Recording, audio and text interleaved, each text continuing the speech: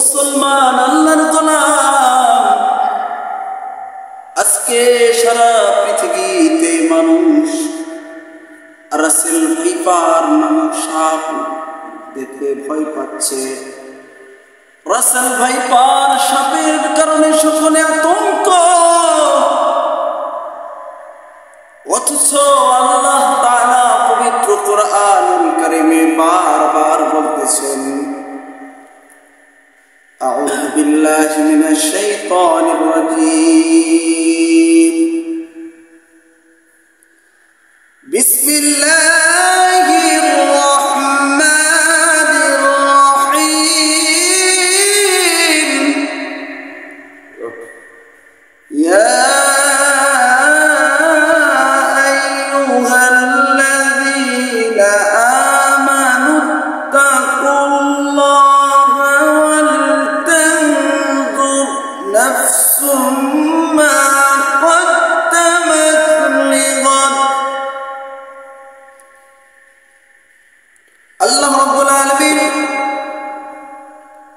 পবিত্র কোরআনুল কারীমের 28 নম্বর পারা সূরাতুল হাশরের শেষ দিকে 25 নম্বর আয়াতে আল্লাহ তাআলা ইরশাদ করেন, এ দুনিয়ার ঈমানদার বান্দাগণ, তোমরা আল্লাহকে ভয় করো, ওয়াল তানজুর নাফসুম মা কদ্দামাত লিগাদ, এবং মানুষ সে যেন চিন্তা করে আগামীকাল তথা আখিরাতের জন্য সে কি সঞ্চয় করলো। আজকে আমরা দুনিয়ার সঞ্চয় করা নিয়ে ব্যস্ত, আখিরাতের সঞ্চয় নিয়ে ব্যস্ত নয়। আমরা দুনিয়ার বিভিন্ন চিজ আসবাব, বিভিন্ন ভয়ানক প্রাণী দেখে ভয় করি, কিন্তু সবচেয়ে যাকে বেশি ভয় করার দরকার, যিনি সবচেয়ে বেশি হক, যাকে ভয় করার ব্যাপারে যিনি সবচেয়ে বেশি হক রাখেন, তিনি হলেন আল্লাহ। আমরা আজকে সেই আল্লাহকে ভুলে আমরা আজকে বিভিন্ন ধরনের প্রাণীদেরকে ভয় করি। আমরা বাঘ দেখে ভয় করি, সিংহ দেখে ভয় করি, আমরা সাপ দেখে ভয় করি। বিশেষ করে এখন রাসেল ভাইপার সাপ, এটা যদি শুনে কোনো এলাকায় একটা সাপ দেখা গেছে, পুরা এলাকার মধ্যে আতঙ্ক সৃষ্টি হয়ে যায়। অথচ এই রাসেল ভাইপার এই সাপে যদি কেটে কেউ মারা যায়, বেশি থেকে বেশি ক্ষতি হবে, সেই লোকটা মারা যাবে। কিন্তু লোকটা যদি নামাজি হয়, দিনদার হয়, সাপে কাটার কারণে হাদিসের ভাষ্য অনুযায়ী ওই ব্যক্তি শাহাদাতের মৃত্যু নসিব হবে, জান্নাতি হয়ে মারা যাবে। বলেন সুবহানাল্লাহ। আর যদি কেউ আল্লাহকে না ভয় করে, আল্লাহর আযাব ও গজবকে যদি কেউ ভয় না করে, এই অবস্থায় যদি কেউ মারা যায়, ওই সুন্দর চেহারার মানুষটাও আখিরাতে জাহান্নামের লাকড়ি, আখিরাতে জাহান্নামের অধিবাসী হবে। বলেন নাউযুবিল্লাহ। এ মুসলমান, আজকে বন্ধু নির্বাচন করার ক্ষেত্রেও খুব সাবধান। কবি বলেন, ইয়ারে বদবদ তোর বুয়াদ আজমার বদ, হক্কে জাতে পাক আল্লাহুস সামাদ। হে বন্ধু, তুমি দুষ্ট বদ বন্ধু থেকে অনেক দূরে থাকো, আল্লাহকে ওয়াস্তে। কারণ ইয়ারে বদ আরত তুরা সুয়ে জাহিম, यार ने तू गिरता या बिना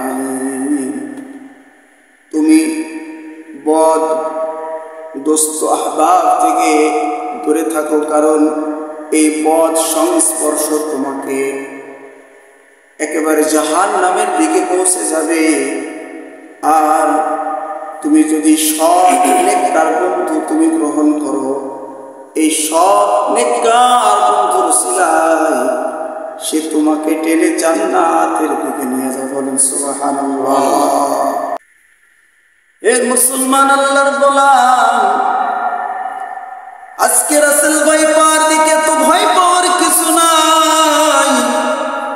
বিশ্ব মানবতার কান্ডারি আখায় নামদার তাজদার মদিনা জনাবে মুহাম্মদুর রাসূলুল্লাহ সাল্লাল্লাহু আলাইহি ওয়াসাল্লাম আজ থেকে 1450 বছর আগে বলে গেছে, হে আমার উম্মতেরা, যদি কেউ সকাল সন্ধ্যায় 3 বার করে এই দোয়াটা যদি কেউ পাঠ করতে পারো, তাহলে বিভিন্ন বিষধর প্রাণী থেকে আল্লাহ পাক তাকে হেফাজত করবে। বলেন সুবহানাল্লাহ।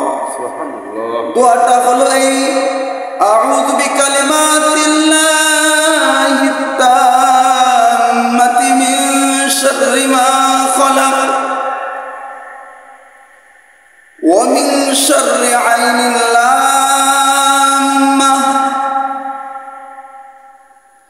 এই দোয়াটা যদি কোনো আল্লাহর বান্দা বান্দি সকাল সন্ধ্যায় 3 বার করে পাঠ করে, আল্লাহর নবী বলেন সকল ধরনের হিংস্র প্রাণী, বিষধর সাপ বিচ্ছু থেকে আল্লাহ পাক তাকে হেফাজত করে। বলেন সুবহানাল্লাহ। এই জন্য আল্লাহর গোলাম, এই সাপ থেকে এত আতঙ্কিত, এত ভয় ভীত সন্ত্রস্ত হয়ে কোনো লাভ নাই। প্রকৃতপক্ষে আমাদের সেই আল্লাহকে ভয় করার দরকার। আল্লাহর ভয় যদি দিলের মধ্যে থাকে, হে যুবক, তুমি গোপনে কোনো গুনাহ করতে পারবে না। হে আমার মা, হে আমার বোনেরা, তুমি বেপরদায় চলতে পারো না, তুমি নামাজ কাজা দিতে পারবে না। সুতরাং আমাদেরকে ভয় করতে হবে ওই মালিককে, যিনি গোপনেও যেমন দেখেন, যিনি দৃশ্যও দেখেন, রাত্রেও যেমন দেখেন, দিনেও যিনি দেখেন, তার কাছে কিছুই গোপন নয়। এছাড়াও আর একটা কথা বলতে হয়, খুব মনোযোগ সহকারে শুনেন।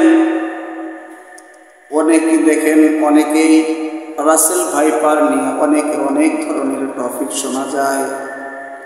অনেকেই বলে এই সাপটা মারতে হবে, এই সাপটা মারা যাবে না, এই সাপটা উপকারী, এ ধরনের বিভিন্ন মন্তব্য আসছে। তবে আল্লাহর নবী কোন হাদিসের মধ্যে কোন বিষয় কোন সাপ মারতে হবে, কোন সাপ মারতে হবে না, এইভাবে কোন সাপের নাম তিনি বলেন নাই।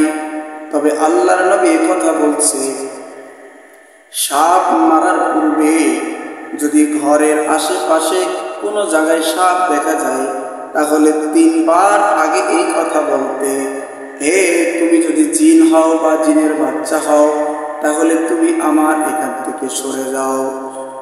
তুমি যদি জিন হও তো সরে যাও, তুমি যদি জিন হও তো সরে যাও। 3 বার এলান করার পর যদি সরে যাই তো আলহামদুলিল্লাহ, ভালো। যদি তারপরে না সরে, আল্লাহর নবী বলে, তখন তুমি ওই সাপটাকে কতল করতে পারো, হত্যা করতে পারো। মুসলমান আল্লাহর গোলাম, তবে সাপ মারার ক্ষেত্রে যেই সাপ আপনার আমার জন্য ক্ষতিকর, সেই সাপ আমরা বিশেষ করে মারব। তবে কোন সাপ ক্ষতি করে আর কোন সাপ ক্ষতি করে না, এটা যদি আপনার জানা না থাকে, তাহলে আপনি যদি 3 বার বলার পরে যে কোনো সাপ যদি আপনি মেরে ফেলেন, এর কারণে আপনার বিন্দু পরিমাণ গুনাহ হবে না।